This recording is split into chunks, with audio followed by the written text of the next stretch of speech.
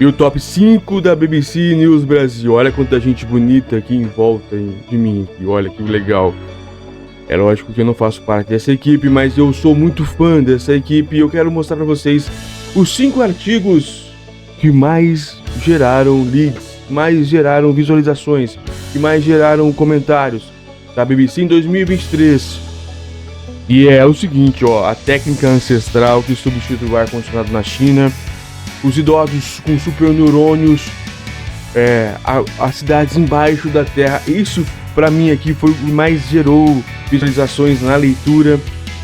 O dipirona, por que a dipirona parou de ser vendida ou não, grande artigo da BBC também. E também a homeopatia, se é boa ou se não é. São 5 artigos que eu li e que agora vocês vão rever esses 5 artigos numa compilação que essa moçada também leu, também escreveu, também fez um monte de coisa, mas aqui eu vou mostrar para vocês quais foram estes 5 artigos, e começando agora com o primeiro artigo, que é o mais, que eu já começo com o top 1, que é conhecer as cidades embaixo da terra em razão do calor.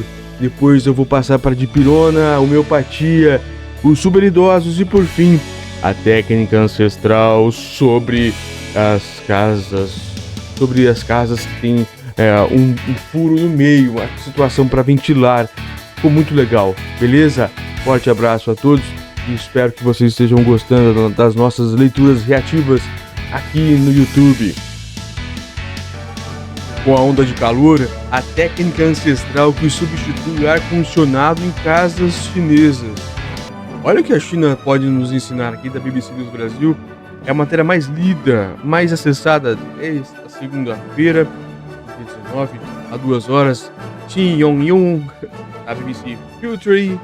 Arquitetos apostam nos pátios internos das casas antigas para refrigerar construções modernas sem o uso de energia. Vamos dar uma olhada nisso, que é importante porque está chegando a onda de calor. E lá a onda de calor eles já passaram por isso várias vezes. E nós vamos enfrentar no Brasil. Quem sabe isso não pode ser utilizado em pequenos locais, em escolas, não sei. Vamos lá. Hu Ling adora passar o tempo nos pátios internos das antigas casas chinesas. Para ela, estes locais são perfeitos para dias quentes e úmidos. Abre aspas. Eles são arejados, frescos, oferecem sombra, afirma Hu, que tem 40 anos de idade. Em 2014 e em 2021, Hu morou em uma centenária casa de madeira na aldeia de Wanlu, província de Haiyu, no leste da China. Ela se mudou para lá para mudar de vida, depois de morar e trabalhar por muitos anos em edifícios com ar-condicionado. Abre aspas novamente. A sensação de frescor natural da minha casa no verão era muito refrescante e difícil de encontrar no mundo moderno. Ela conta. Também oferecia à casa uma vibração zen e tranquilizadora, fecha aspas. Hu afirma que o pátio interno da sua casa ajudava a criar este efeito refrescante. E ela não é a única a enumerar os benefícios dos pátios domésticos no clima quente. Estudos demonstraram que as temperaturas do interior dos pátios das casas do sul da China são significativamente menores do que o lado externo, em até 4,3 graus. É bastante. Atualmente, com a China em rápida urbanização, cada vez menos pessoas moram em construções com pátios internos. Apartamentos com ar-condicionados em edifícios de diversos andares e blocos de apartamentos são as principais formas de moradia. Mas o renascimento de interesse pela arquitetura tradicional chinesa está fazendo com que alguns edifícios históricos com pátios internos sejam restaurados por tempos atuais. E, com o incentivo do governo às inovações de baixo carbono no setor de construção civil, já existem arquitetos buscando inspiração nos pátios e outras características da arquitetura tradicional chinesa para ajudar a resfriar as novas construções. Legal. Poço para o céu. O pátio interno, ou Tianjian, em mandarim, literalmente, poço para o céu, é uma característica típica das casas tradicionais do sul e do leste da China. Ele é diferente do pátio aberto comum do norte do país, ou Yunzi, que é a maior e mais exposto ao ambiente externo. Os pátios internos são comuns em residências construídas na dinastia Ming, 1368-1644, e Qing, 1644-1991. 1911, projetadas para abrigar diversas gerações de familiares, segundo o documento publicado pelo jornal da Universidade Nanxing, na China, em 2010. O tamanho e o projeto dos pátios internos variam de uma região para outra, mas eles são quase a mesma, sempre retangulares e localizados no centro da casa. Eles são rodeados por cômodos nos quartos ao lado e em 3 lados, mais uma parede. Algumas casas maiores possuem mais de um pátio. Os pátios internos são relativamente comuns nas residências históricas de grande parte do sul e no leste da China, como nas províncias de Sichuan, Sichuan, Haiyu e Shanxi. Algumas dos pátios mais preservados podem ser encontrados na região histórica de Haiyuzhou, que se estende entre as atuais províncias de Haiyu e Xiang. Os pátios internos foram idealizados para resfriar as construções em uma era muito anterior à invenção do ar-condicionado. Quando o vento sopra sobre o pátio de uma casa, ele pode entrar no espaço interno através da abertura. Como o ar externo muitas vezes é mais fresco que o interno, a brisa desce pelas paredes até os andares abaixo, criando fluxos de ar pela substituição do ar interno mais quente que eleva e sai através da abertura. Yu Yonghong tem 55 anos de idade. Há 30 anos ele restaura casas com pátios internos no distrito de Huyang, na província de Xiangji, parte da antiga região de Huizhou. Reconhecido pelo Ministério da Cultura e do Turismo da China como herdeiro patrimonial cultural intangível, ele calculou grandes conhecimentos sobre os pátios internos das casas chinesas. Yu explica que as principais funções dos pátios internos são permitir a entrada de luz, melhorar a ventilação e coletar a água da chuva. Em Huizhou, esses nomes são difíceis, hein? Huizhou. Os pátios internos são pequenos e altos. Ele destaca que os cômodos no seu entorno podem bloquear a luz solar nos dias quentes, permitindo que a parte interior dos pátios permaneça fresca. E enquanto isso, o ar quente do interior da casa pode subir e escapar através da abertura, que funciona exatamente como uma chaminé. Olha que legal, hein? O piso térreo das antigas casas de Huizhou normalmente tem tetos altos e está voltado diretamente para o pátio interno, o que é bom para a ventilação, segundo Yu. Algumas famílias ricas tinham 2 ou até 3 pátios, o que oferecia ventilação ainda maior. Renascimento cultural e arquitetônico.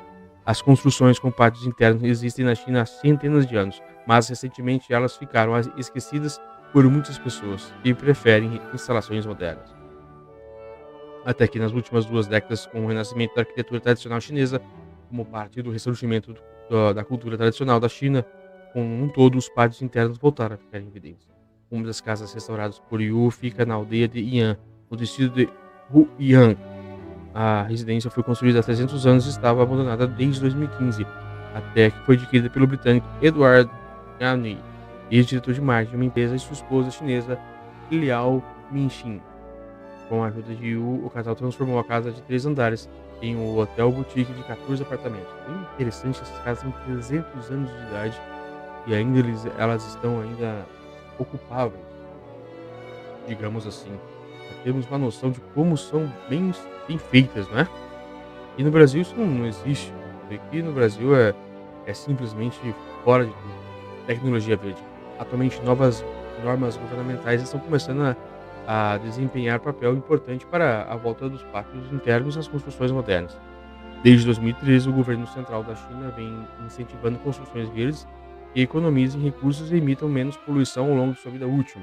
Uma construção governamental de 2019 exigiu 70% dos edifícios inaugurados em 2022 atendessem aos seus padrões verdes, que incluem uma série de critérios específicos, como a qualidade do isolamento e as características ecológicas do material de construção. Os arquitetos estão agora examinando os princípios dos pátios internos para projetar novos edifícios que apresentem menor consumo de energia. Um exemplo é o Centro Nacional de Pesquisa e Tecnologia de Engenharia de Veículos Pesados, na cidade de Jinan, no leste da China. A torre de 18 andares com paredes de vidro foi construída no ano passado. No centro ela tem um imenso poço para o céu, o que se estende do quinto até o último andar. Todos os elevadores, banheiros e salas de reunião estão situados em volta desse eixo, o que ajuda a aumentar a iluminação e a ventilação do edifício, reduzindo o consumo de energia, segundo os arquitetos do CCDI com sede em Xangai. Isso não é feito no Brasil, né? Existem vários prédios que têm esses poços, mas é perigoso, né? Bem perigoso.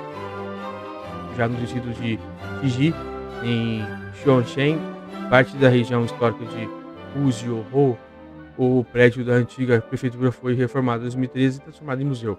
O complexo presta homenagem ao estilo arquitetônico de Huizhou, com vários pátios internos que, segundo os responsáveis, trazem fluxo de ar para o lado interno e ajudam a preservar diversas árvores antigas.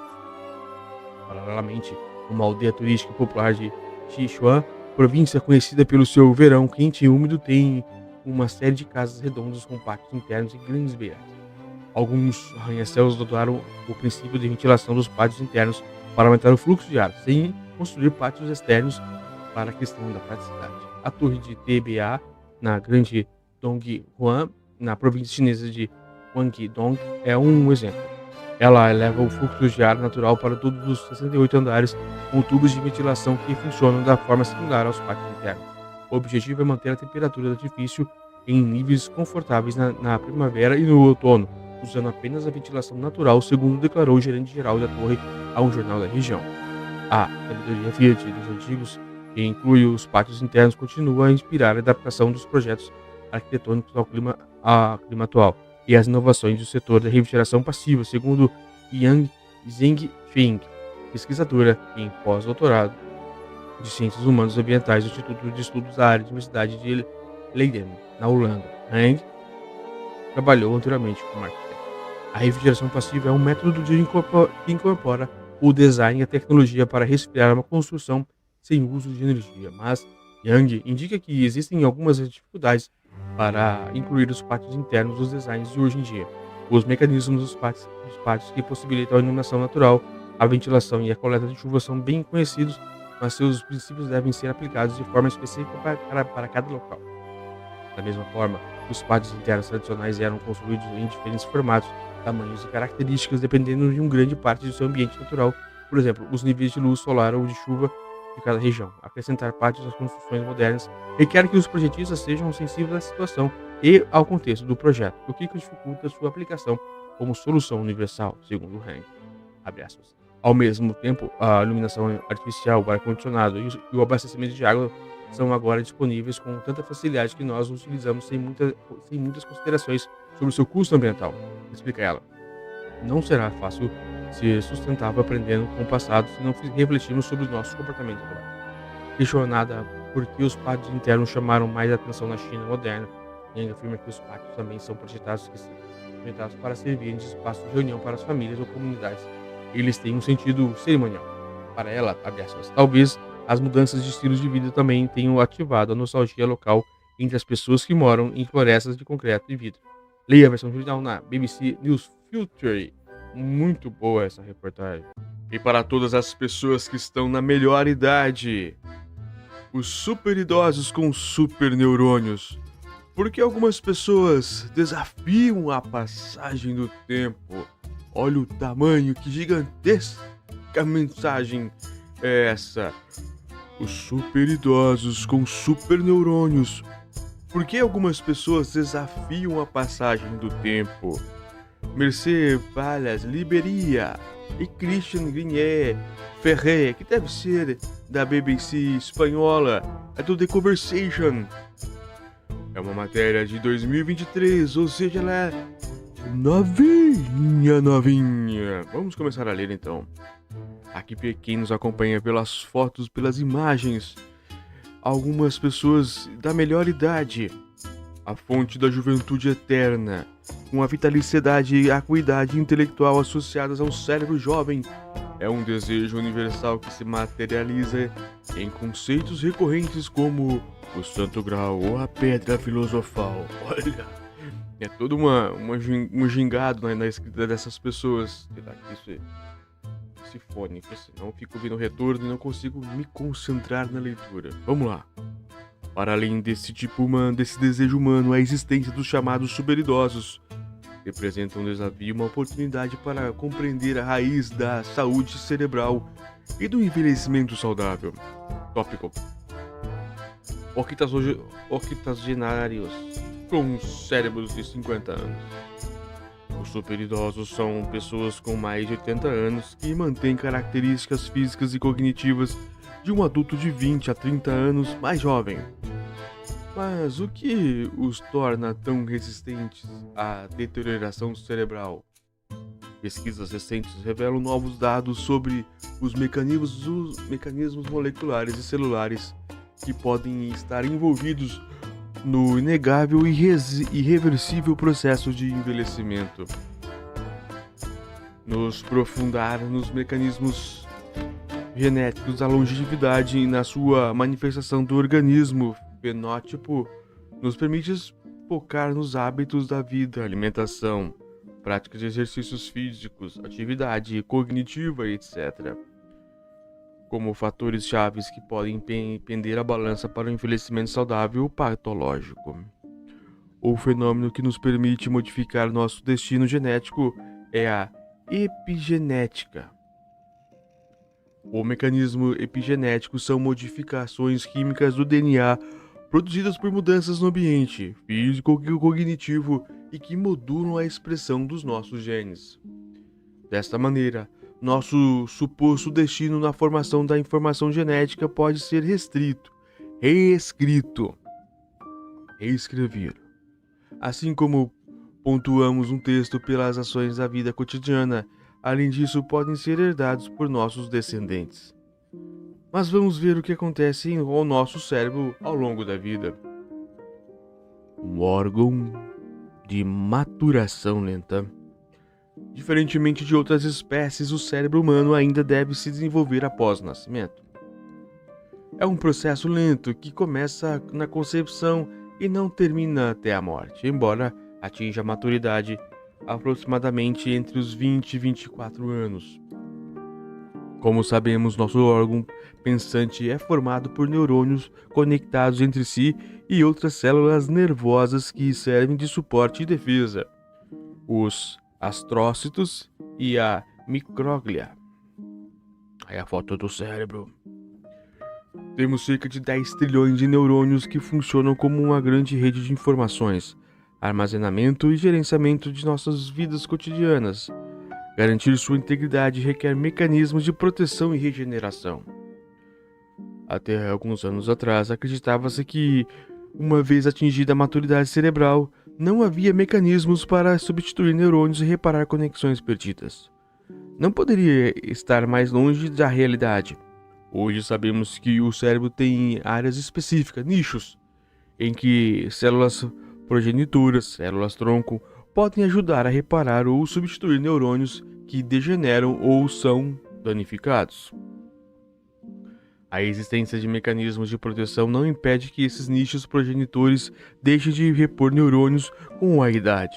Por isso, o cérebro de uma pessoa idosa tem menos capacidade de regeneração, o que se traduz em uma diminuição de capacidade cognitiva. De qualquer forma, as pessoas só costumam sofrer um declínio cognitivo grave quando a perda de neurônios é muito elevada, devido à sua doença degenerativa, como o Alzheimer. O surpreendentemente é que a perda inexorável não implica com alterações graves na qualidade de vida dos superidosos, o que aumenta sua resiliência e reserva cognitiva. Chamamos de reserva cognitiva a capacidade do nosso sistema nervoso central de equilibrar e otimizar seu funcionamento para enfrentar doenças neurodegenerativas. Esta capacidade também está associada a fatores como atividade intelectual, ler, escrever e socializar. De onde vem o superpoder dos superidosos? Parece que os superidosos compartilham hábitos semelhantes.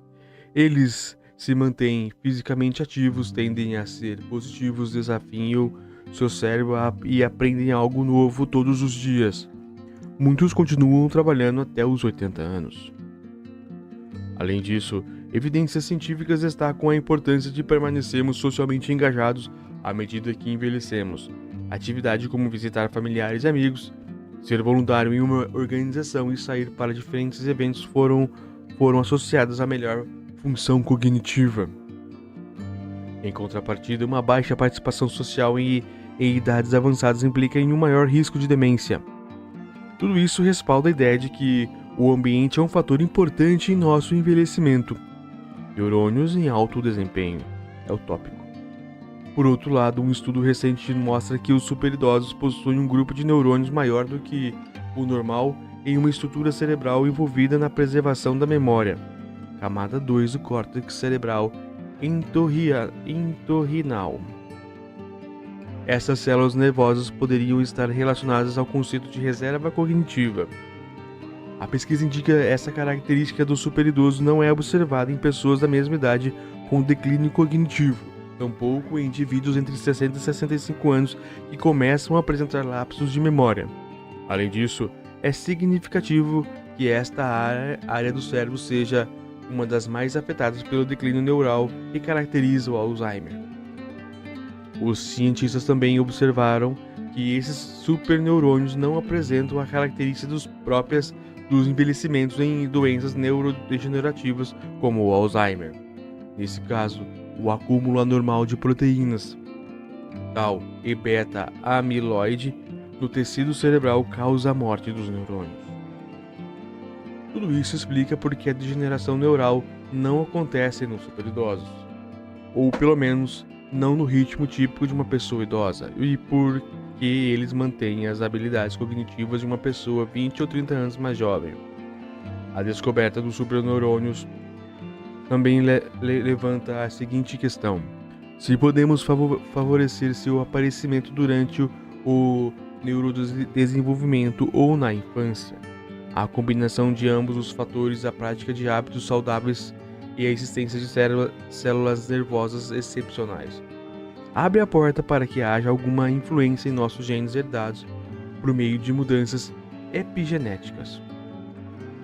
Também seria interessante saber se os neurônios XL, que seria maiores, poderia constituir por presença ou ausência um marcador do Alzheimer e outras demências, tanto da sua progressão quanto da resposta a terapias.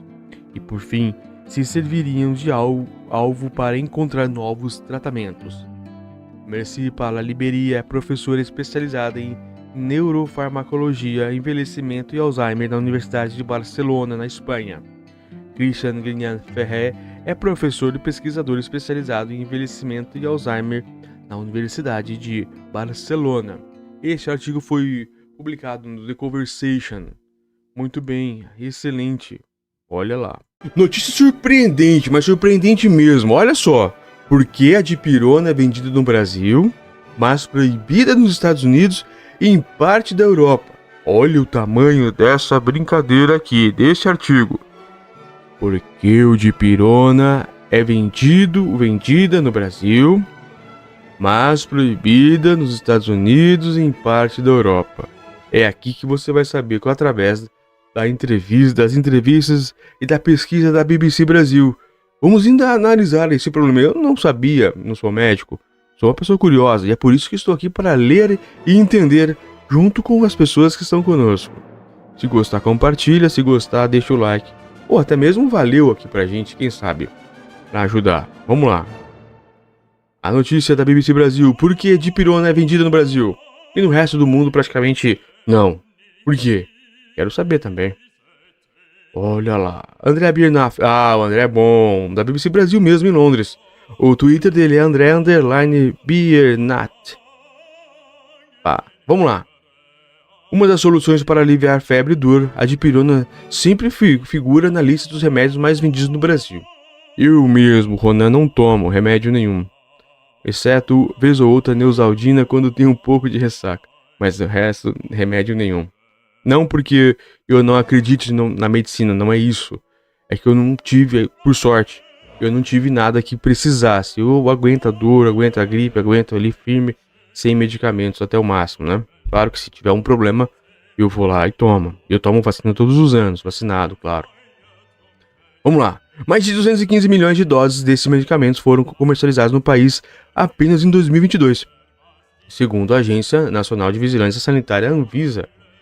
Em outras partes do mundo, porém, a realidade é completamente distinta. Em lugares como nos Estados Unidos e uma parcela da União Europeia, esse fármaco está proibido há décadas. Não é agora, é há décadas. Há décadas.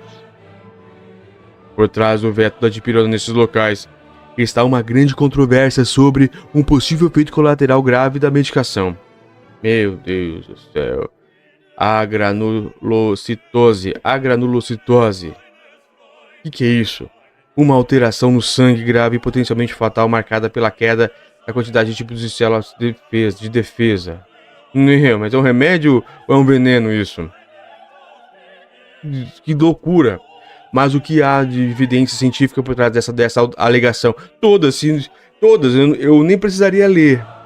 Se aqui está dizendo que é proibido nos Estados Unidos, um dos países mais liberais do mundo, que defende todo tipo de medicina, e em parcela da Europa, é porque realmente alguma coisa tem.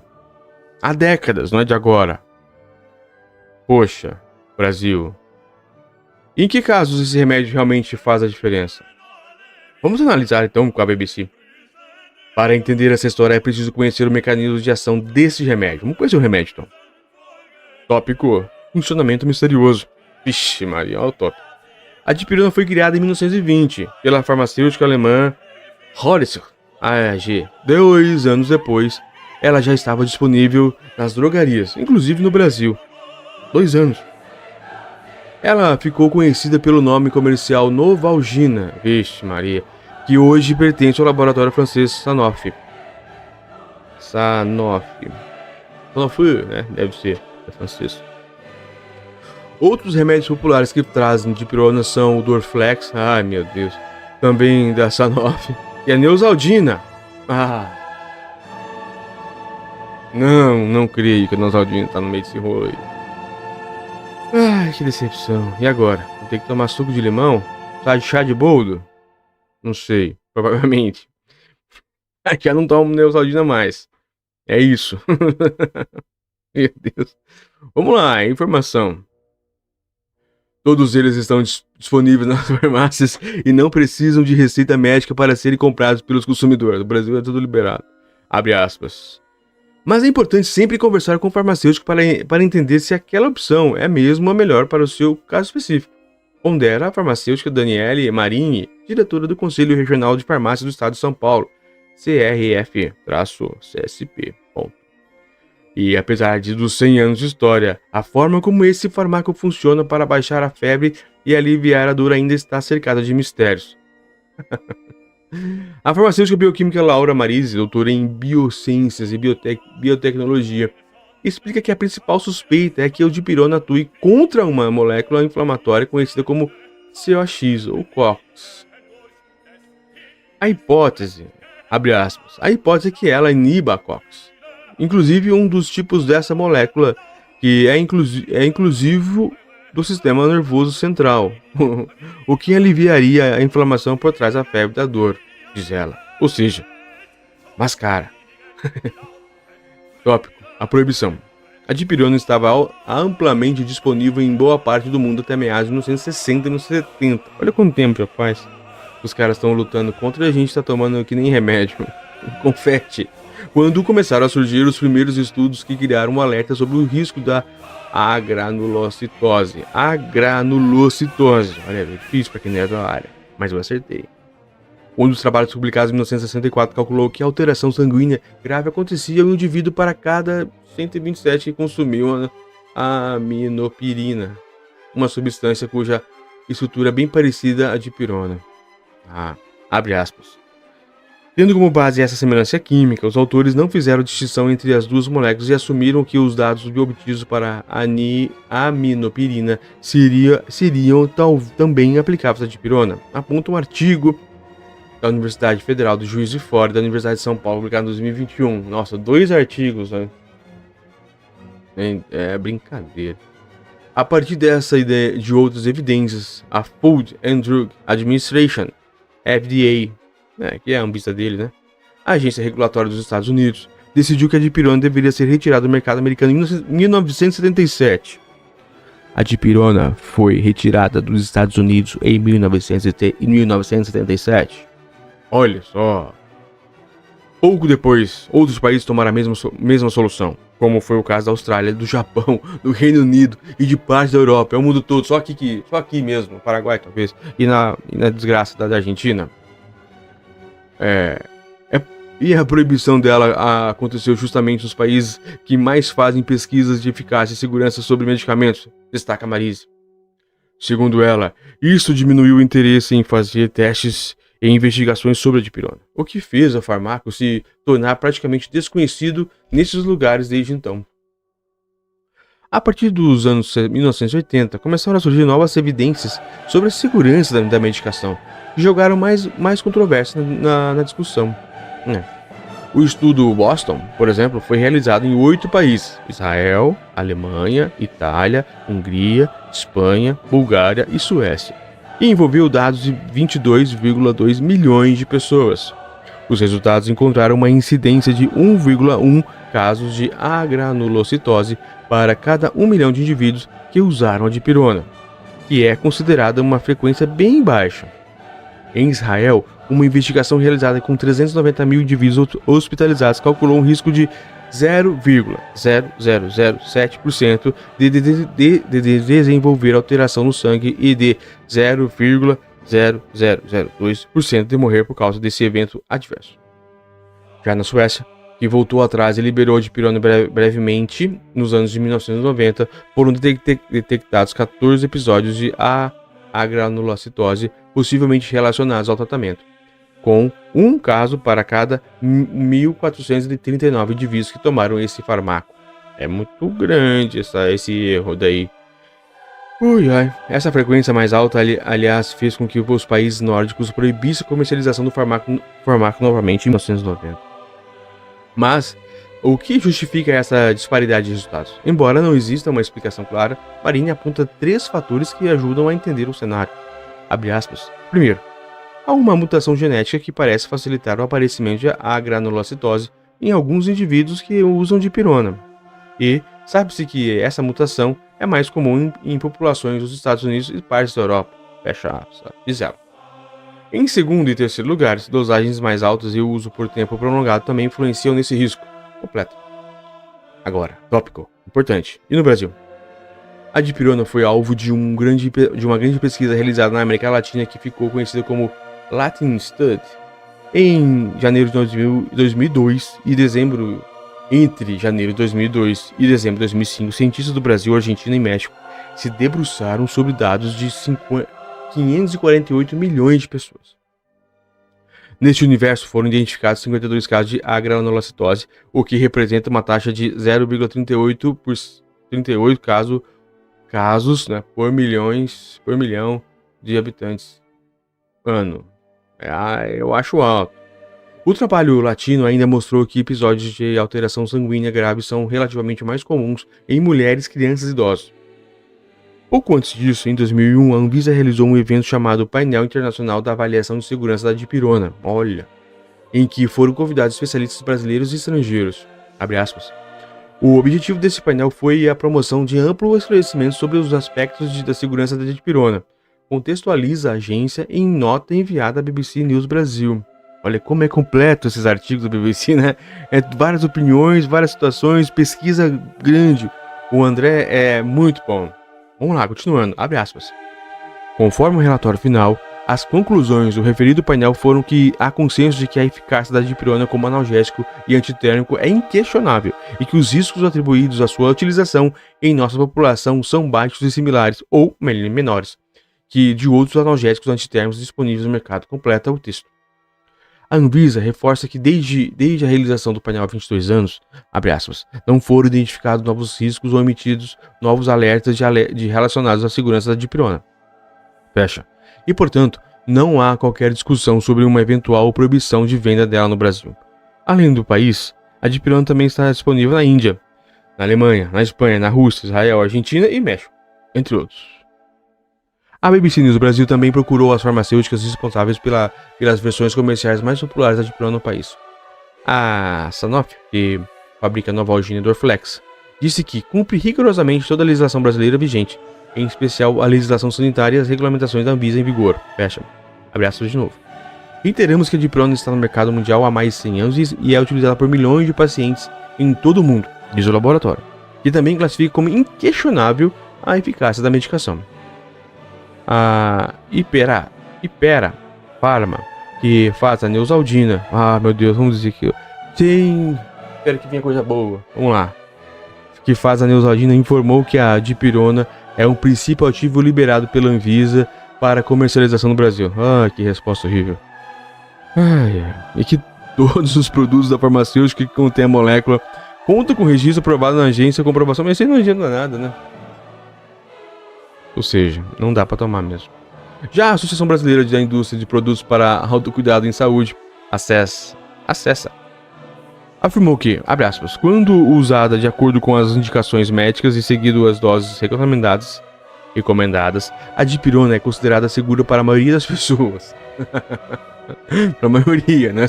Não são todos. É absurdo. Abre aspas ainda. As instruções presentes nos rótulos da MIP devem ser seguidas com rigor. As doses devem ser respeitadas, evitando-se a automedicação excessiva com entidade. Eficácia e modos de uso. É completão, é grande o artigo, e completo. Além das questões envolvendo a segurança, a dipirona foi objeto de uma série de estudos que testam se ela realmente funciona na prática. Segundo Marise, que também é fundadora do canal de divulgação científica Nunca Vi um Cientista, as evidências sobre a eficácia dela são um pouco mais conclusivas quando comparadas a de outros fármacos comumente usados contra dor e febre. Abre aspas.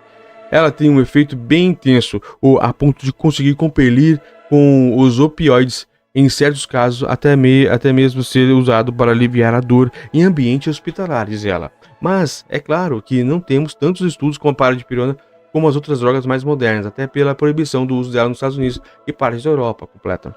O Instituto Cochrane, que realiza revisões de publicações científicas para definir o nível de evidência sobre diversos procedimentos, calcula que uma única dose de dipirona é capaz de aliviar a dor moderada ou severa após cirurgias, em 7 a cada 10 pacientes.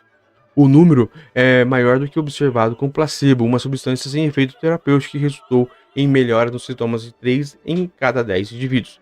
A Cochrane também observa uma eficácia da medicação contra a dor de cólicas renais. Já para a dor geral, o efeito da dipirona foi observado de 5 a 10 em 5 a cada 10 usuários. O índice ficou ligeiramente mais baixo em relação a outras farmacêuticas, como combinação de ibuprofeno e paracetamol, 70%.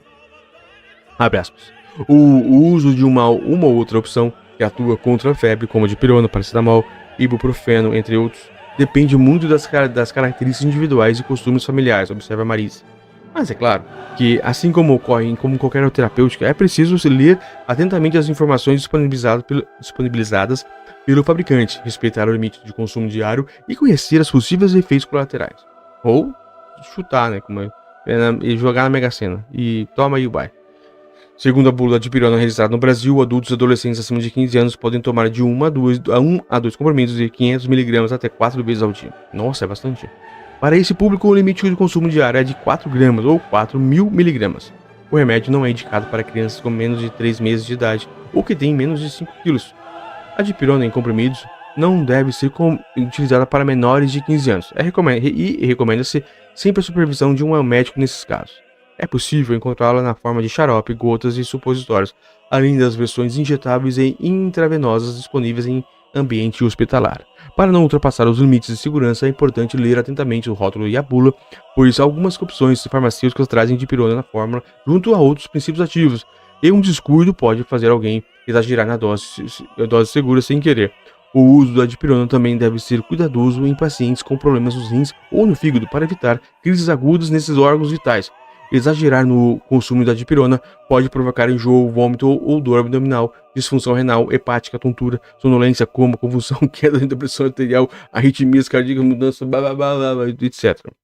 Muita coisa.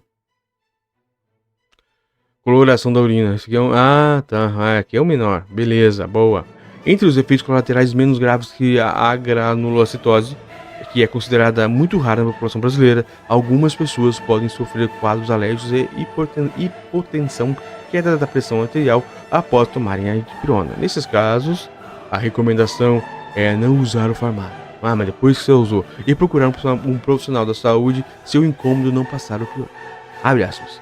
É importante reforçar que a dipirona é uma droga segura, mas, assim como qualquer outro medicamento, não é isenta de riscos. Lembra, Marine?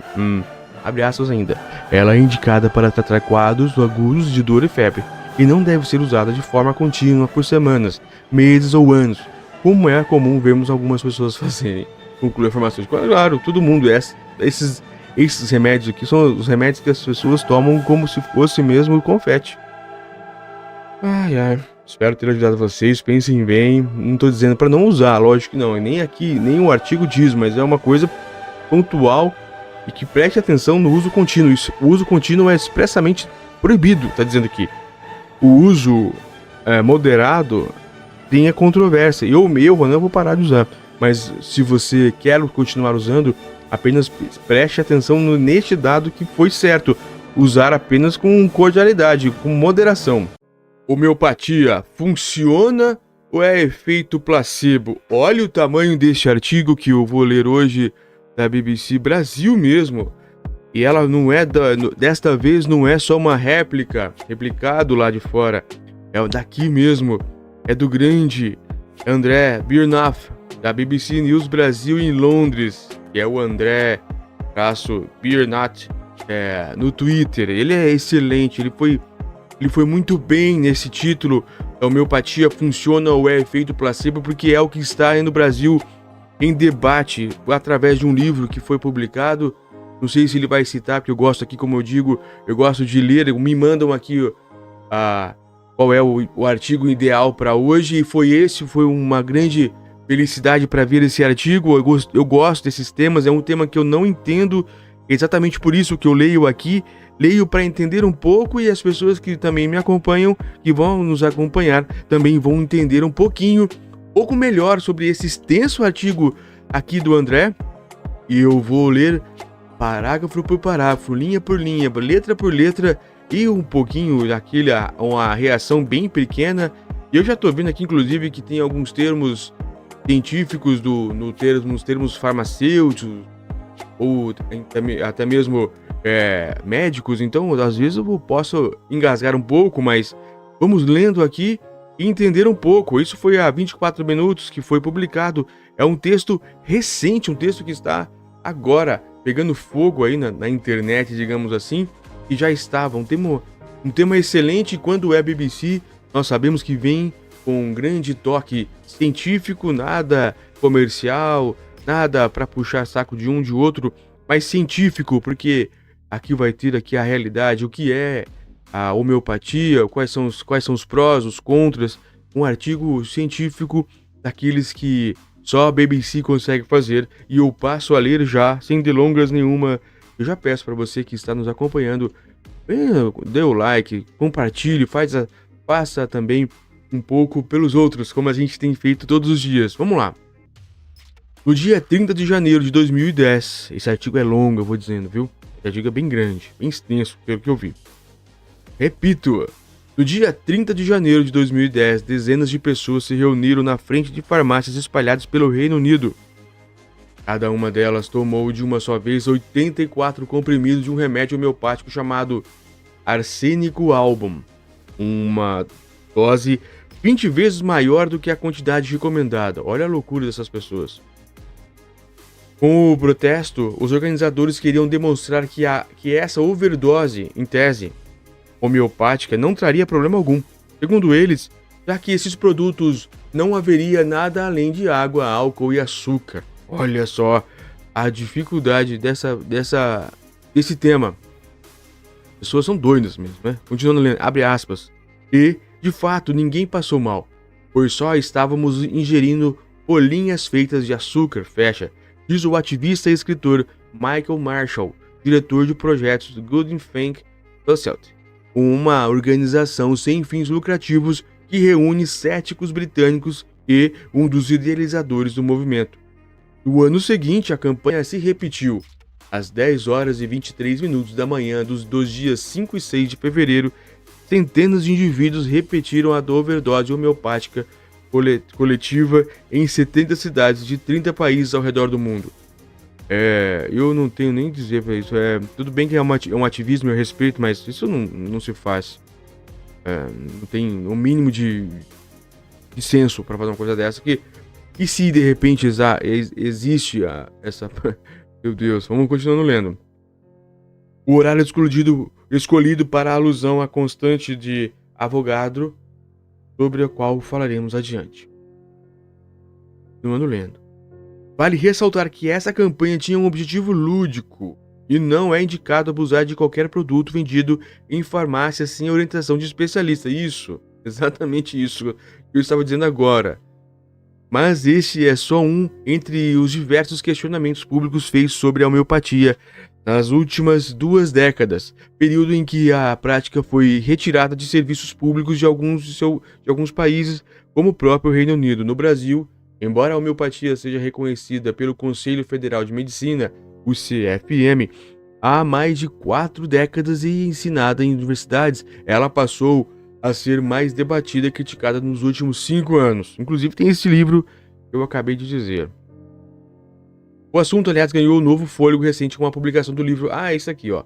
Que bobagem, pseudociências e aí outros absurdos que não merecem ser levados a sério, da editora Contexto, escrito pela microbiologista Natália Pasternak e pelo jornalista Carlos Orsi. Mas, afinal, o que é a homeopatia? E o que ela foi parar nos olhos do furacão das discussões sobre pseudociências recentemente? E por que ela foi parar? Então é isso aqui que a gente precisa, da ciência ao nosso lado. E vamos entender o que é homeopatia sem essa dose de desconfiança, mas também sem confiar demais. Mas apenas aprender o que é. E daí cada um tira as suas conclusões. É assim que funciona. O que é a homeopatia? Olha, direto. O André é direto. É isso, André. Boa, obrigado. As bases desse programa terapêutico foram desenvolvidas no final do século XVIII pelo médico alemão Samuel Hahnemann, 1755-1843. Segundo o site, olha, ele coloca dados, isso que é legal na BBC e o pessoal todo. Eles colocam dados, da onde vem, por que veio, buscam informações. São artigos praticamente científicos, isso que eu posso dizer, e por isso que eu gosto tanto. Continuando a ler. Segundo o site da Associação Médica Homeopática Brasileira, AMAHB, o sistema se baseia em 2 premissas principais. Primeiro, a ideia de que similar cura similar. De acordo com a AMHB, abre aspas, a substância que em grandes quantidades pode causar um problema numa pessoa sadia, quando diluída em altas doses, pode curar a doença. Em outras palavras, a ideia é que qualquer substância presente na natureza que provoque determinado sintoma em nosso corpo seria capaz de tratar uma doença que gera esses mesmos sintomas. Tratar a doença com a própria doença. O segundo ponto tem a ver justamente com a diluição. No remédio homeopático, o princípio ativo é misturado com água ou álcool repetidamente. Vamos a um exemplo prático. É melhor. Uma das formulações homeopáticas mais comuns usa a proporção 1 por 100, 2.100, 1 por 100, a outras escalas utilizadas. Isso significa que uma parte de droga é diluída em 99 partes de água, ou algum outro solvente como álcool ou açúcar. Depois, a mistura é agitada. Olha como não é tão simples a coisa. Existem as proporções, existem a lógica. Então, quem acha que não dá certo, talvez precisa pelo menos aqui continuar a leitura conosco, a reativa. Mas o processo não para por aí. Essas denominações, diluições mais agitações, no jargão homeopático se repetem por dezenas de vezes. Ou seja, aquela primeira diluição, uma parte de droga mais 99 partes de água, é diluída de novo. Formulação 1 mais 99 partes de água ou álcool, e de novo, e de novo, e de novo. Em alguns casos, essas etapas de denominação acontecem 10, 30, 200 vezes ou até 1000 vezes. Nossa! Homeopatas acreditam que o produto final guarda uma espécie de memória do princípio ativo que foi utilizado lá na origem, de modo que seria eficaz de tratar as doenças para a qual é prescrito. E vale lembrar que homeopatia é totalmente diferente de outras terapias consideradas alternativas, como os florais de Bach, feitos a partir de compostos extraídos de flores, e a fitoterapia, medicações obtidas por meio de plantas. Cientificamente implausível, entre aspas. Por que ele fala isso? Vamos ver.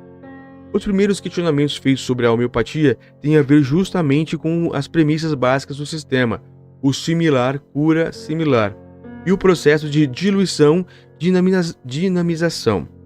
Num artigo de opinião publicado em 2012 no jornal britânico The Guardian, o médico alemão Edward Ernst, ele próprio um ex-homeopata, cujo pai e avô também trabalhavam na área, diz que ambos os axiomas vão contra a ciência. Abre aspas. Se eles fossem verdadeiros, muito do que aprendemos em física e química estaria errado, argumenta ele.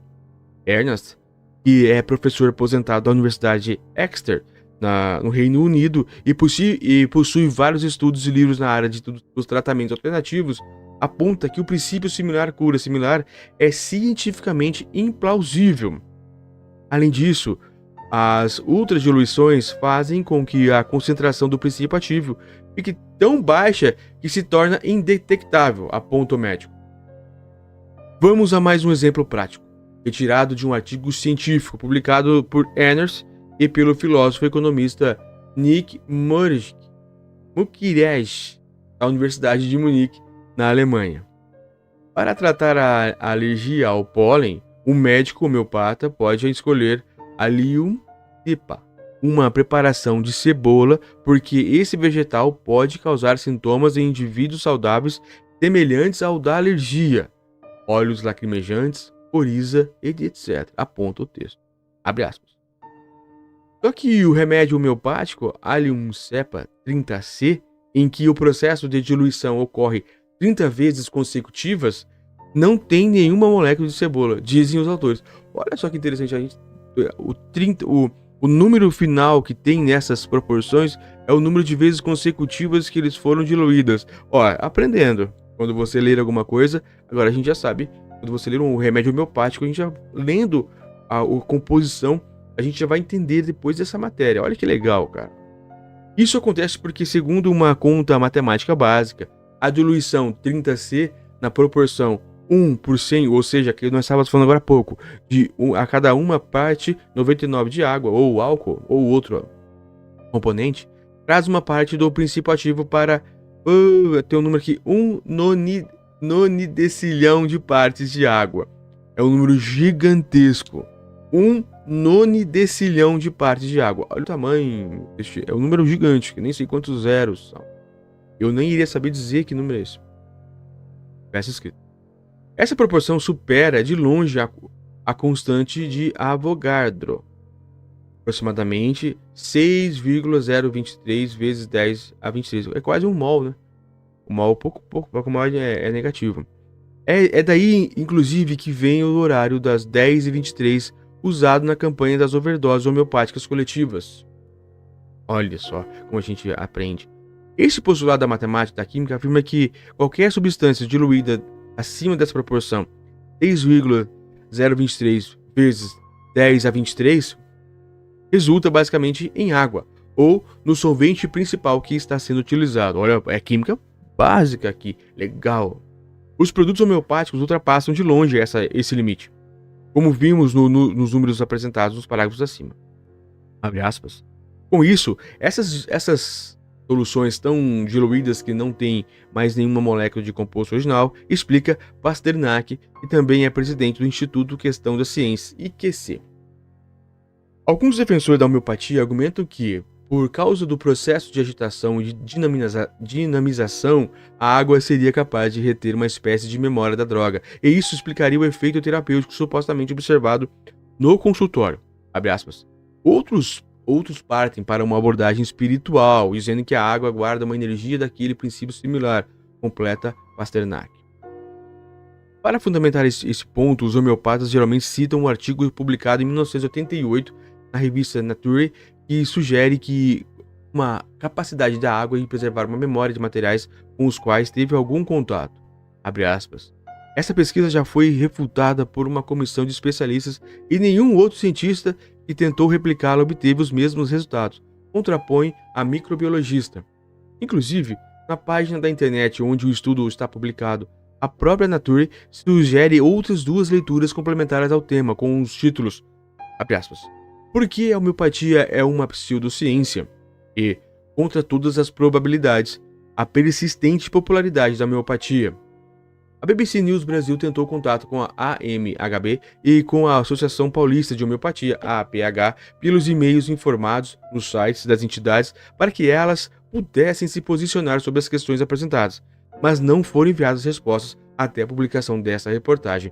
Que pena, mas eu tenho certeza que após a publicação dessa reportagem vai ter uma segunda reportagem e aí nós vamos ler aqui também. Tenho certeza disso. O debate é válido, O que dizem as evidências? Mesmo assim, o André colocou as evidências contrárias à da Pasternak. E isso é muito bom para todo mundo, até para a própria cientista que escreveu o livro.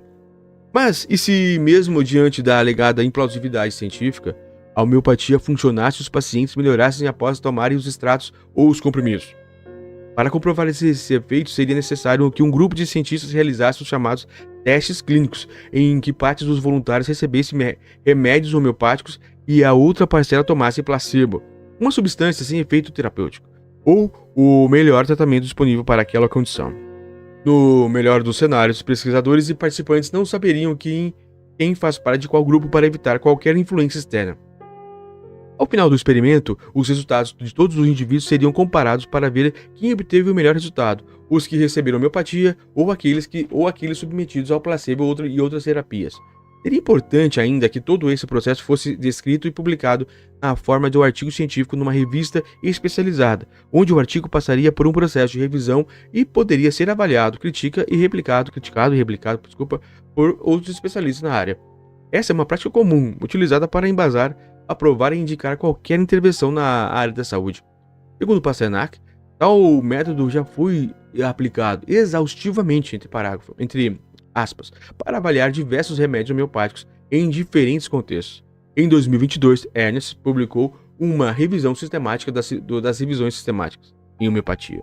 Em resumo, ele compilou e analisou todas as grandes análises com resultados das pesquisas científicas nessas áreas que haviam sido publicadas até aquele momento. A conclusão do pesquisador foi, abre aspas, não houve nenhuma condição que respondesse melhor ao tratamento homeopático do que ao placebo ou às outras intervenções de controle. Nenhum remédio homeopático teve efeitos clínicos convincentemente diferentes do placebo. Fecha. 3 anos depois, em agosto de 2005, o The Lancet divulgou um editorial com o título O Fim da Homeopatia. É uma briga grande, então já é uma briga, né, entre médicos, talvez, e a homeopatia há algum tempo. Faz até sentido, né? A indústria farmacêutica ela não é mole, não. Porque os homeopatas, os farmacêuticos homeopatas, eles trabalham com produtos próprios, né? Princípios ativos próprios, então não com os remédios normais. Nada impede que isso tudo seja da indústria farmacêutica mesmo, que eles fazem, investem bastante, né? Nós sabemos disso, mas ao mesmo tempo o debate é muito legal, a gente tem que entender mesmo como funciona. No texto, voltando a ler. No texto, um dos mais prestigiados periódicos científicos do mundo que defende que médicos precisam ser honestos com os pacientes sobre a falta de benefícios da homeopatia. Os autores também se mostram surpresos com os fatos de o debate sobre a homeopatia continuar apesar de 150 anos de resultados desfavoráveis. Abre aspas. Quanto mais diluídas ficam as evidências da homeopatia, maior parece ser a popularidade dela, observam eles. Uma investigação sobre estudos em homeopatia encaminhada pelo governo da Austrália em 2015 aponta que não há nenhuma condição de saúde para a qual há evidência confiável de que a homeopatia é efetiva. Abre aspas. A homeopatia não deve ser usada para tratar qualquer condição de saúde que seja crônica, séria ou possa se agravar. As pessoas que escolheram a homeopatia podem colocar a saúde em riscos se rejeitarem ou atrasarem tratamentos para os quais há boa evidência de segurança e efetividade, aponta o texto. Já na Inglaterra, o Serviço Nacional de Saúde, NHS, na sigla em inglês, deixou de oferecer tratamentos homeopáticos em 2017, alegando, abre aspas, falta de qualquer evidência da efetividade, o que não justifica o custo. A decisão veio após um inquérito de 2010 realizado pelo Comitê de Ciências e Tecnologia do Parlamento Britânico concluir que o governo não deve endossar o uso de tratamentos placebo, incluindo a homeopatia. O Centro Nacional de Saúde Complementar e Integrativa dos Institutos Nacionais de Saúde nos Estados Unidos, NIH, aponta que, abre aspas, há pouca evidência que apoie a homeopatia como tratamento efetivo para qualquer condição de saúde específica, fecha. Ainda em terras americanas, desde 2016, os produtos homeopáticos vendidos em farmácias precisam conter um alerta no rótulo dizendo que, abre aspas, não há evidências científicas que funcionem e que as alegações de uso são baseadas apenas em teoria do século XVIII e não são aceitas pela maioria dos especialistas da atualidade. Na Alemanha, o berço do sistema, a homeopatia continua prestigiada. Então é lá e cá, né? É lá e cá, é lá e cá. Apesar de alguns serviços de saúde discutirem recentemente que não dariam mais reembolsos para o tratamento do tipo. Uma resolução parecida foi tomada na França a partir de 2021. E no Brasil? Olha, o artigo chega à metade e agora vamos falar sobre o Brasil. Boa, André. Boa, BBC. A homeopatia chegou ao Brasil em meados de 1840, a partir de viagens feitas pelo médico francês Benoît Jules Murray, 1809-1858. 49 anos, novo. Essa vertente é reconhecida como uma especialidade médica desde 1980 pelo Conselho Federal de Medicina, CFM. O cientista social Lenin Micudo Bárbara, que investigou a homeopatia em sua tese de doutorado na Universidade de São Paulo, na USP, aponta que a chancela do CFM ajuda a reforçar ainda mais a imagem da homeopatia no país. Abre aspas. Se a gente analisar o debate público, todo artigo que defenda a homeopatia sempre começa dizendo que ela é uma especialidade médica reconhecida pelo CFM. Isso serve para embasar todo o pensamento em torno da prática do reconhecimento social que ela tem, destaca. Importante, isso mesmo. A homeopatia também faz parte, desde 2006, da Política Nacional de Práticas Integrativas e Complementares do Ministério da Saúde e oferecida para alguns serviços da rede pública. Mas, nos últimos anos, o debate sobre a validade da homeopatia também chegou ao país. Desde 2018, o IQC faz campanhas contra essas substâncias e questiona as autoridades sobre a disponibilidade delas no Sistema Único de Saúde, nosso SUS. A entidade, presidida por Pasternak, até aderiu à campanha 1023 e realizou algumas overdoses homeopáticas coletivas durante os eventos para... mas isso aí também não, né, doutora? Overdose? Não se faz. Ainda no contexto brasileiro, em 2017, o Conselho Regional de Medicina do Estado de São Paulo, o CREMESP, deve ser CREMESP o nome, e a Associação Paulista de Homeopatia, APH, divulgaram um dossiê especial com o título Evidências Científicas em Homeopatia. Os autores dizem que o trabalho, abre aspas, suporta a eficácia e a segurança da terapêutica, homeopática. 3 anos depois, em 2020, o IQC lançou um contra-dossiê em resposta ao documento feito pelo CREMESP e pelo APH, em que classifica como deplorável a qualidade das evidências apresentadas para defender a homeopatia pelas entidades paulistas, abre aspas. Quem trabalha com ciência no dia a dia sabe que existe um universo de publicações de má qualidade, periódicos de má qualidade, periódicos predatórios que publicam qualquer bobagem mediante pagamento e os periódicos exclusivos para a medicina alternativa, onde a revisão pelos pares fica a cargo de outros praticantes de medicina alternativa, escrevem os autores do contra-dossiê. Bárbara lembra que os médicos homeopatas que atuam nas universidades são frequentemente cobrados por mostrar resultados positivos de pesquisas científicas. Abre aspas. Na medicina de hoje, é esperado que todos os tratamentos sejam testados nos estudos clínicos controlados e randomizados, diz o cientista social. Abre aspas ainda. Mas muitos dos trabalhos de homeopatia têm metodologias falhas e, apesar de algumas apresentarem resultados positivos à primeira vista, uma análise mais cuidadosa revela uma série de problemas na forma como aquilo foi feito. Fecha aspas, aponta ele. A BBC News Brasil tentou contato com o CREMESP e a APH para que as entidades se posicionassem sobre os temas, mas não foram enviadas respostas até a publicação dessa reportagem.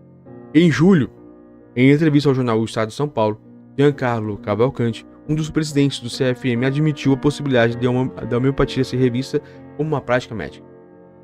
O CFM reconhece a especialidade, porém, como o órgão regulador está aberto para discussões, caso as evidências sejam questionadas, nada impede uma nova análise.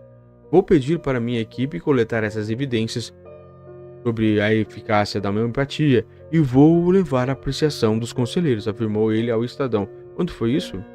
Em julho. E agora? Então, o debate está alto. Alguns dias depois, porém, o próprio CFM descartou publicamente a possibilidade de fazer essa revisão numa série de posicionamentos divulgados no site e nas redes sociais. A BBC News Brasil procurou o Cavalcante por e-mail para uma entrevista, mas o pedido foi encaminhado à assessoria de imprensa do CFM, que já havia sido contatado pela reportagem anteriormente. Por que será que eles não querem falar? Por e-mail, o CFM enviou uma nota afirmando que a homeopatia é praticada com rigor e ética, diariamente por cerca de 2,8 mil médicos habilitados. Trata-se de uma das 55 especialidades reconhecidas no país. Esses especialistas atendem milhares de pacientes que reconhecem nessa linha cuidados eficazes na prevenção e no tratamento de doenças defende. Diante disso, vale lembrar que não há qualquer trabalho em andamento com o intuito de avaliar a permanência ou não da homeopatia no rol de especialidades. Conclui o texto. Olha, o CFM comprou a briga. O que dizem as autoridades? Em seu site oficial, a AHMB publicou em 2022 um artigo intitulado Homeopatia é Ciência e Saúde. Os dois lados. Mesmo eles não querendo responder por um motivo, não sei, eu acredito que logo após isso vai sim, eles vão fazer essas reportagens, a segunda parte. Mesmo assim, o André e a BBC tiveram o cuidado de colocar o segundo ponto. Isso é muito bom para a ciência. Vamos lá. Ali a entidade detalha um mapeamento de evidências e afirma que os produtos homeopáticos teriam um alto grau de confiança com resultados contra, abre aspas, infecções do trato respiratório em crianças, otite, transtorno de déficit de atenção e hiperatividade, TDAH, síndrome do intestino irritável, fibromialgia, isso mesmo, diarreia, periodontite e síndrome pós-menopausa. O texto, esses são sintomas e problemas que são muito recorrentes, né, entre a gente. O texto pondera que existem evidências de eficácia clínica para algumas condições, mas também há aspectos ainda em aberto e em resultados contraditórios, os quais necessitam de estudos complementares para a confirmação de sua eficácia. Para saber como os especialistas veem o uso da homeopatia como tratamento para essas enfermidades, a BBC News Brasil pediu que nove sociedades médicas diferentes as posicionassem. O ginecologista César Eduardo Fernandes, presidente da Associação Médica Brasileira, AMB, disse que defende a legalidade como a homeopatia é reconhecida legalmente como uma sociedade médica de especialidade e nos também a reconhece como tal. Portanto, ela merece continuar como parte de nossa sociedade.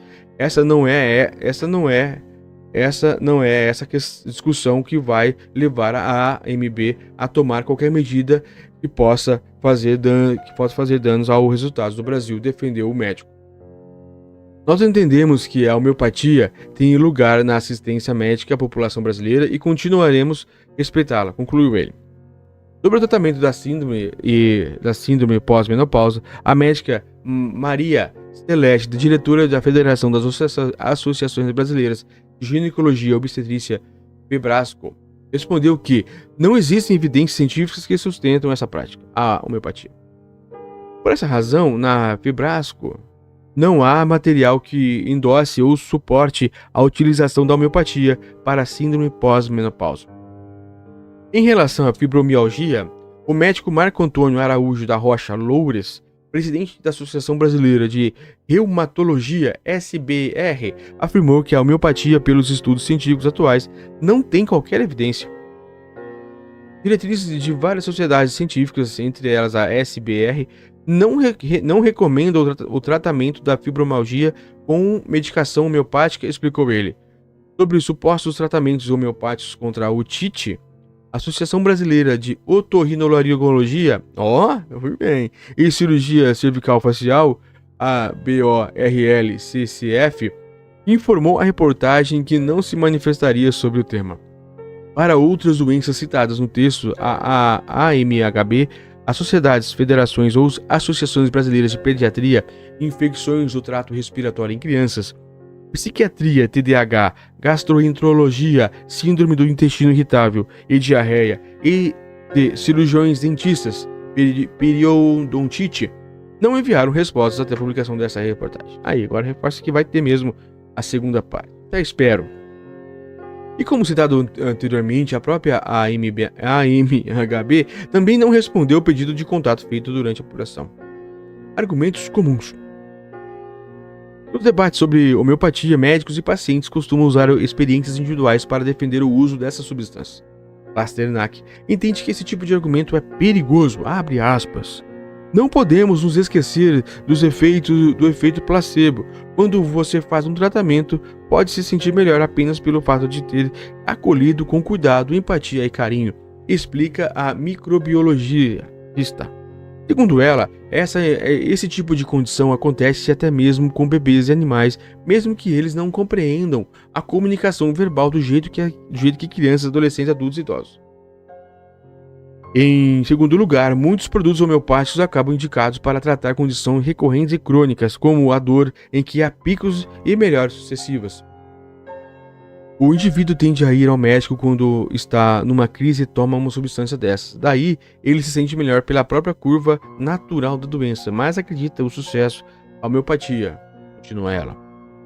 E sem contar as doenças autolimitadas, como infecções respiratórias simples e até algumas alergias que costumam melhorar naturalmente depois de alguns dias, independente de qualquer medicação. Um resfriado passa sozinho em uma semana, mas se você tomar um homeopático, vai melhorar em 7 dias, brinca ela. Outro argumento frequente sobre a homeopatia aponta que, mesmo que seja placebo, algumas pessoas se beneficiam das substâncias. E isso por si só já seria suficiente para tê-las à disposição. Mais uma vez, Pasternak discorda. Há uma questão de ética médica aqui. Pois como seria possível prescrever uma coisa que não trata daquela doença? Questiona ela. O efeito placebo é inconsistente, não funciona do mesmo jeito para todas as pessoas. Em alguns casos, essa prática pode mascarar sintomas e atrasar diagnósticos de doenças graves, alerta. Como citado anteriormente, a BBC News Brasil procurou a AMHB e a ABH, essas duas entidades que eu já citei algumas vezes, né? Para que as entidades se posicionassem sobre essas questões, mas não foram enviadas respostas até a publicação dessa reportagem. Em nota oficial publicada no seu site, a AMHB classifica as campanhas contra a homeopatia como frutos da desinformação. Abre aspas. Este é um momento em que a união e a tranquilidade se fazem necessárias para podermos, de forma equilibrada, fazer frente a esses ataques que a nossa especialidade tem sofrido. Informamos também que medidas legais e de respostas adequadas estão sendo tomadas, pontua a entidade. A BBC News Brasil também tentou contato por e-mail com o médico homeopata Marcos Julian Teixeira, que assina diversos dos pareceres e notas publicadas sobre o tema, mas não foram enviadas respostas até a publicação dessa reportagem. Decisões informadas e uso de recursos públicos. Pasternak também critica o uso do dinheiro público para custear a homeopatia do SUS. Abre aspas. A decisão de oferecer uma terapia ou outra deve levar em conta que os recursos são escassos e limitados. Portanto, é necessário fazer o melhor uso deles, opina. A homeopatia, ainda em citação a ela, a homeopatia e outras práticas de medicina alternativas não deveriam estar no SUS, porque o serviço é pago com o dinheiro do contribuinte. E as decisões de saúde pública precisam ser baseadas em ciência. A BBC News Brasil pediu o posicionamento do Ministério da Saúde sobre as críticas envolvendo as práticas alternativas no SUS, mas não foram enviadas respostas até a publicação desta reportagem. Na contramão, caso alguém queira comprar produtos homeopáticos com dinheiro próprio, isso é uma decisão que compete a cada pessoa, acredita a microbiologista. Eu também acho isso. Na esfera individual, o nosso papel é oferecer as informações para que cada pessoa possa tomar a decisão diante dos fatos, diz Pasternak. Mas as pessoas têm o direito de saber que a homeopatia de verdade completa ela. Para Marshall, a confusão da homeopatia com outras terapias alternativas, como florais de Bach ou fitoterápicos, por exemplo, representa um trunfo. Abre aspas. Não é de interesse dos seguidores da homeopatia que essa diferença fique clara, porque isso fornece uma certa credibilidade ao diluir os limites entre uma prática e outra, opina. No Reino Unido, onde a homeopatia foi retirada do serviço público em 2017, a discussão sobre o uso de dinheiro público foi um dos principais fatores que pesam na decisão. Nós descobrimos que o NHS, o Serviço Nacional de Serviços de Saúde Pública Britânico, é o nosso SUS aqui, né? Mesma coisa, que lá é NHS, legal. Gastava 5,5 milhões de libras por ano com a homeopatia, lembra Marshall. Abre aspas. Dentro do orçamento total, não se trata de um valor gigantesco, mas em termos de tratamentos individuais, esse dinheiro poderia ser usado para coisas que funcionam e que faria diferença real na vida dos cidadãos, como máquinas de ressonância magnética ou o aumento dos salários dos enfermeiros e outros profissionais da saúde, defende Marshall. Mesmo. Há algo a aprender? Por fim, Pasternak admite que, apesar da falta de evidências sobre a efetividade, a homeopatia tem algo muito valioso para ensinar a todos os que lidam com a saúde. Abre aspas. Nós temos muito a aprender sobre o que esses profissionais cuidam de seus pacientes com carinho e compaixão, afirma ela. As condutas com homeopatas duram no mínimo 1 hora. As consultas com os homeopatas duram no mínimo 1 hora. E o médico dessa especialidade ouve, quer saber a história de vida, a relação com familiares, as angústias e felicidades da pessoa, detalha. E todo esse cuidado, atenção e carinho profundos fazem uma diferença enorme. Então está aqui o artigo da BBC News Brasil sobre o que é homeopatia, como está a discussão no mundo todo, e a principal tema aqui que eu entendi é a questão do dinheiro público, nesses tratamentos. Eu não tenho uma noção, não consegui ter uma noção se isso funciona ou não. No começo do texto há uma discussão sobre a forma que é colocada, e essa forma que é colocada pode ser boa ou pode não ser. Então eu acredito que cada pessoa vai reagir com os remédios de acordo com o seu corpo. Então é muito vago. Mesmo assim, toda a discussão é boa, porque existem dois lados. Eu espero muito que todas essas entidades que foram consultadas são favoráveis à homeopatia, que não responderam à reportagem do André e da BBC. Espero que mandem as respostas, e mandando as respostas façam um novo artigo, e aí condensando para nós, leitores, nos deliciarmos e aumentarmos o nosso conhecimento. Forte abraço a todos. E isso existe. Olha só, a cidade onde as pessoas vivem embaixo da terra por causa do calor. Isso existe. Eu jamais imaginaria que é verdade. Eu passei os olhos apenas aqui para ver se isso é uma ficção ou uma pegadinha, mas isso existe. É da BBC News Brasil, aonde as pessoas vivem embaixo da terra por causa do calor. Olha que sensacional essa, para começar bem a semana. Danger. Keep out. Keep deep mind. Coober Pedy é o nome da cidade. É uma cidade incomum no sul da Austrália, onde tudo é subterrâneo, de igrejas a locais de acampamento. Meu Jesus amado. A matéria é de Zaria Govert, BBC Future. Nossa, sensacional. Eu fico empolgado em ler uma matéria dessa, porque olha que o tamanho disso, a magnitude diante do calor extensivo que está vindo das ondas solares que estão tendo, não sei se vocês sabem, mas algumas explosões nucleares lá no Sol muito grandes estão acontecendo, e as ondas, nossa, vêm para nós, acaba gerando instabilidade nas nossas comunicações, mas também o calor excessivo, o aquecimento global e tudo isso. Então, olha o Mad Max chegando, dia 20 de agosto de 2023, ou seja, é novinho. Começando a leitura com pitacos, pra gente ficar informado. Vamos lá. Na longa estrada rumo ao centro da Austrália, 848 km ao norte das planícies costeiras e Adelaide, surgem enigmáticas pirâmides de areia. Olha como é que começa esse artigo. Em torno delas, o cenário é totalmente desolado. Uma extensão sem fim de poeira rosa salmão, ocasionalmente salpicada de teimosos arbustos. Isso é coisa de filme mesmo, né? No entanto, à medida que você avança pela rodovia, surgem outras construções misteriosas similares.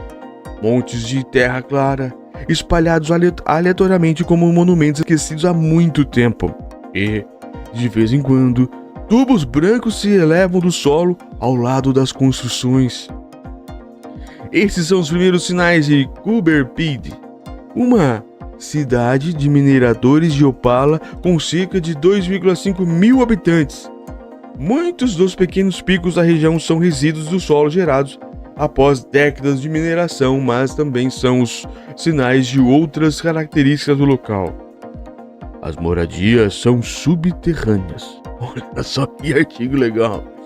Neste canto do mundo, 60% da população vive em casas construídas nas rochas de arenito e siltito, ricas em ferro da região. Em alguns locais, os únicos sinais de moradia são os postos de ventilação que se erguem até o chão e o excesso do solo acumulado perto das entradas das casas. Olha que legal, diferente. No inverno, esse estilo de vida pode parecer apenas excêntrico, mas no verão, Coober abre aspas, o homem branco em um buraco. Tradução, homem branco em um buraco. Em tradução livre de uma expressão aborígene australiana, não requer explicações. O local atinge 52 graus e uma temperatura tão alta que faz com que os pássaros caiam do céu e os aparelhos eletrônicos precisam ser guardados no refrigerador. Nossa Senhora! E, em 2023, esse costume parece ter sido mais profético do que nunca, como eu estava agora há pouco falando. Para quem nos acompanha com as imagens, olha só como está. Legal. Andar a pé no deserto perto de Coober Pedy pode ser perigoso. O terreno é salpicado de poços de mineração abandonados. Vamos lá. Artigo bom hoje, hein? Em julho, a cidade de Chongqing, no sudoeste da China, precisou abrir seus abrigos antiaéreos, construídos em meio a bombardeios em larga escala do Japão durante a Segunda Guerra Mundial, para proteger os cidadãos contra uma ameaça muito diferente, um surto de calor de mais de 35 graus que durou 10 dias. Outros se refugiaram em restaurantes e em cavernas que são populares da cidade. Nossa, como tá difícil a vida na Terra. Enquanto a intensa onda de calor prossegue em algumas regiões, com temperaturas que nem os cactos conseguem suportar, e os incêndios florestais dizimam grandes áreas do mundo, o que podemos aprender com os moradores de Coober Pedy? Nossa, tudo, né? Está se espalhando mesmo essa temperatura gigantesca, enquanto alguns líderes teimam em dizer que isso não existe. Longa história, ao tópico. Coober Pedy não é o primeiro, nem o maior assentamento subterrâneo do mundo. Olha, as pessoas que se refugiam embaixo da terra para enfrentar climas inóspitos há milhares de anos, desde ancestrais dos humanos que deixaram suas ferramentas em uma caverna na África do Sul 2 milhões de anos atrás, até os neandertais que criaram pilhas inexplicáveis de estalactites em uma gruta na França na Idade do Gelo 176 mil anos atrás.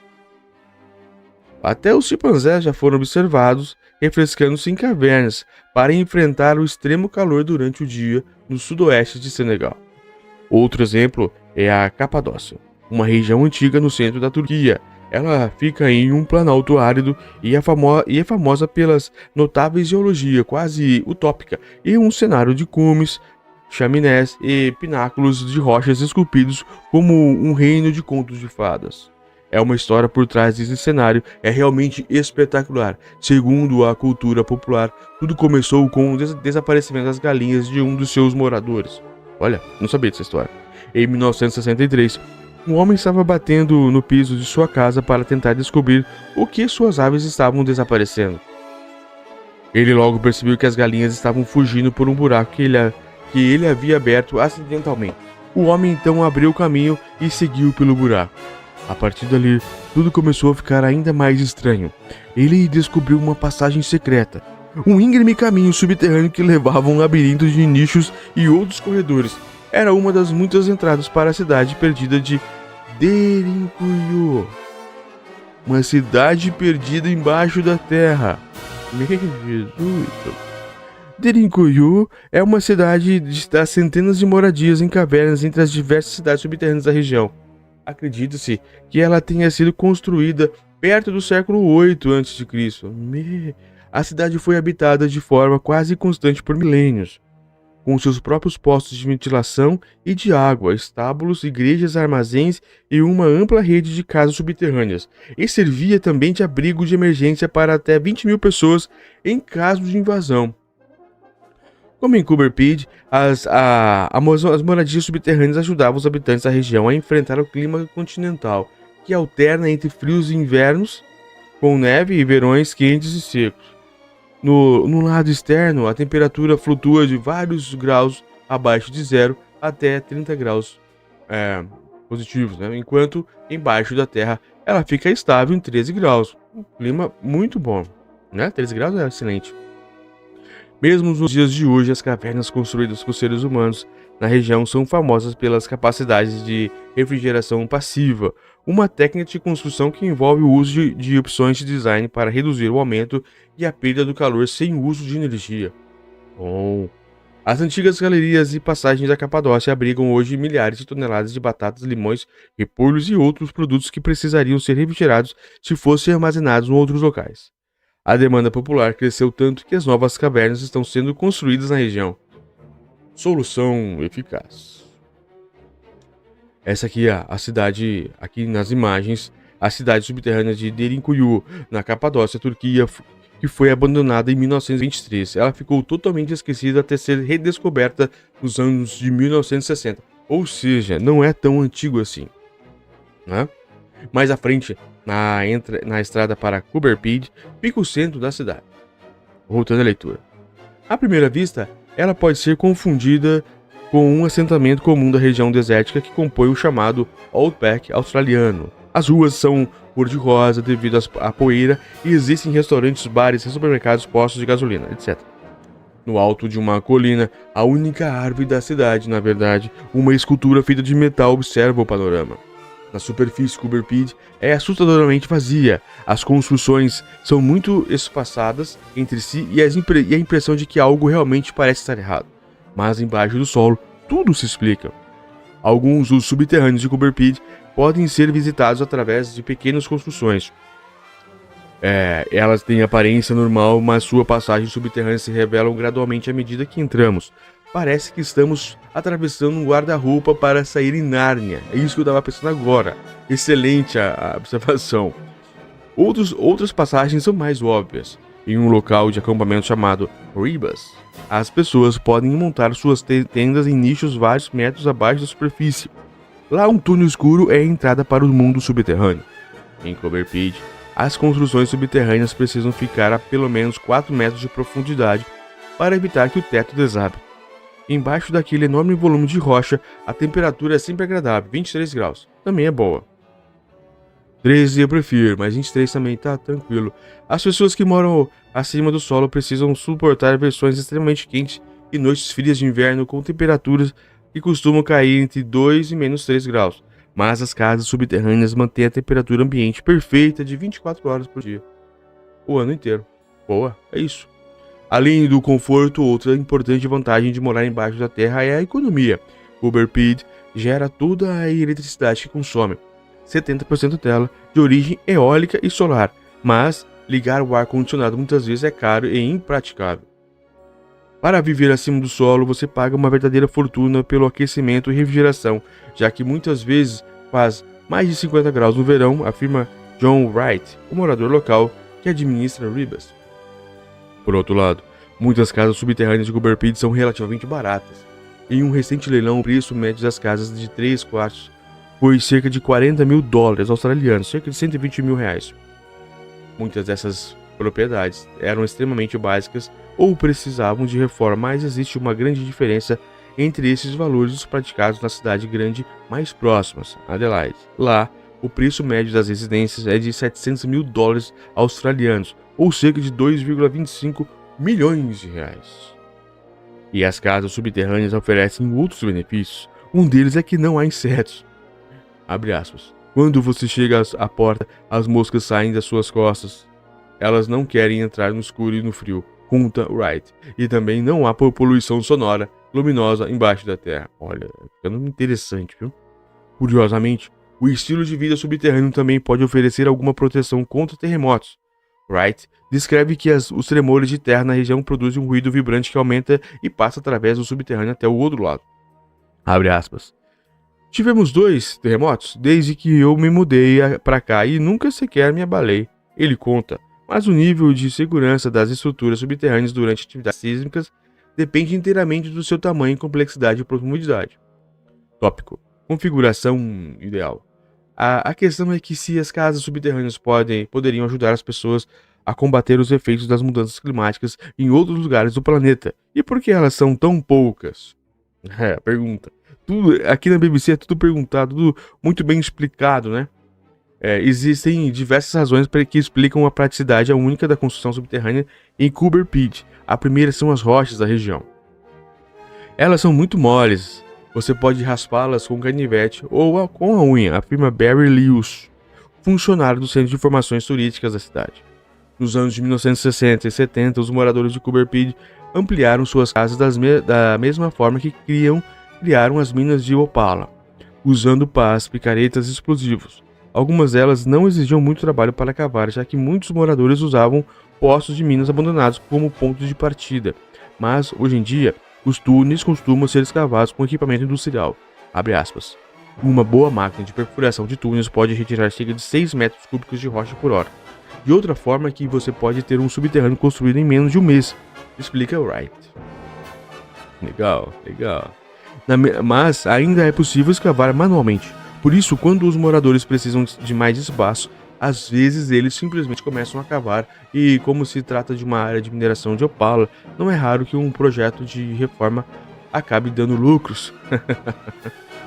Já houve um homem que encontrou uma gema grande saindo da parede enquanto instalava um chuveiro, e durante uma obra de ampliação, um hotel local descobriu opalas no valor de 1,5 milhão de dólares australianos, cerca de 4,8 milhões de reais.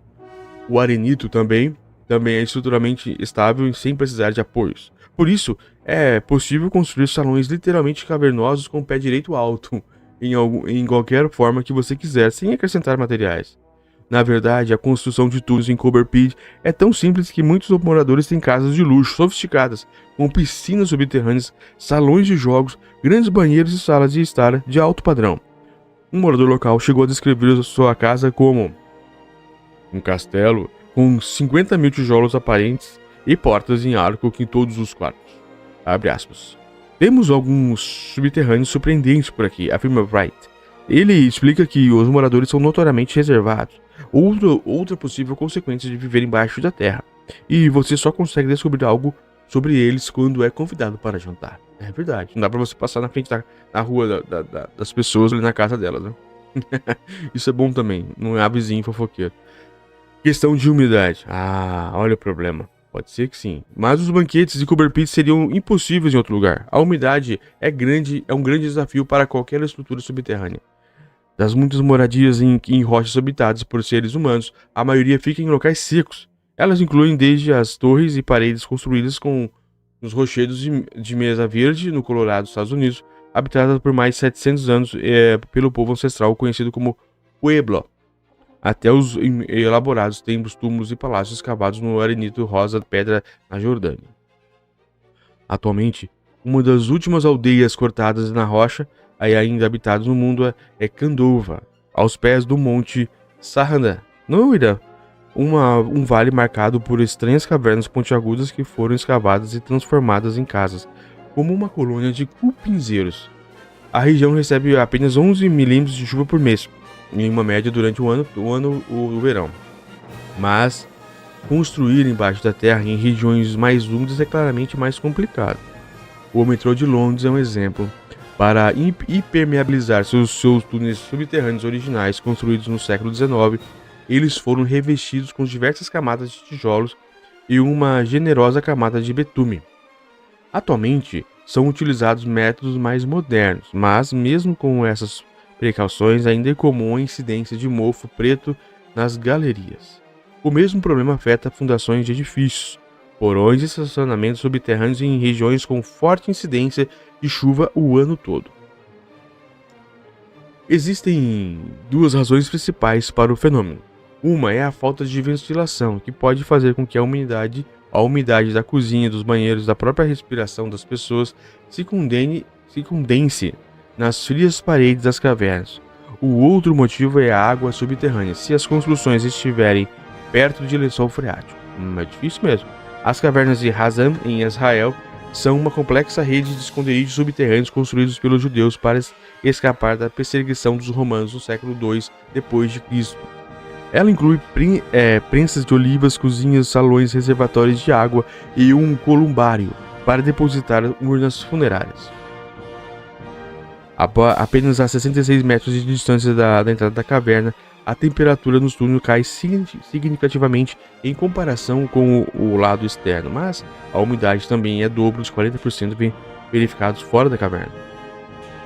Um dos motivos pode ser o fato de que o sistema de cavernas foi construído em rochas porosas, em uma área de planície. Nessas condições, a tendência é de que o volume de água subterrânea seja maior, e seus corredores estreitos e entradas limitadas fazem com que haja pouco fluxo de ar. Mas Cooper Pit, construída sobre 50 metros de arenito poroso, as condições são áridas até os subterrâneos. Aqui é muito seco, afirma Wright. Postos de ventilação garantem o fornecimento adequado de oxigênio e permitem que a umidade das atividades internas escape pelo subterrâneo, mas eles muitas vezes são simples canos que estendem-se através do teto. Esses bunkers, a prova de calor, trazem ainda outras desvantagens. Lewis, por exemplo, mora atualmente na superfície em um parque para trailers. Sua casa subterrânea ficava embaixo do mesmo ponto onde ele mora hoje, mas ela simplesmente desabou. Não acontece com frequência, segundo ele. Ela estava em um local ruim. Também não é incomum que os moradores derrubem acidentalmente parede atravessando até a casa do vizinho. Apesar do contratempo, Lewis sente falta da vida no subterrâneo. E Wright também recomenda o ambiente embaixo da terra para pessoas que sofrem em locais com temperaturas absurdamente altas. Para ele, é moleza quando você sente aquele calor. De fato, é possível que curiosas pirâmides de areia de Cooper Pit comecem a pipocar em outros lugares do mundo no futuro próximo. Leia a versão original em inglês na BBC Future ou na BBC Brasil também, se você quiser ler ela inteira, como eu li aqui agora. Eu achei simplesmente sensacional. Forte abraço a todos.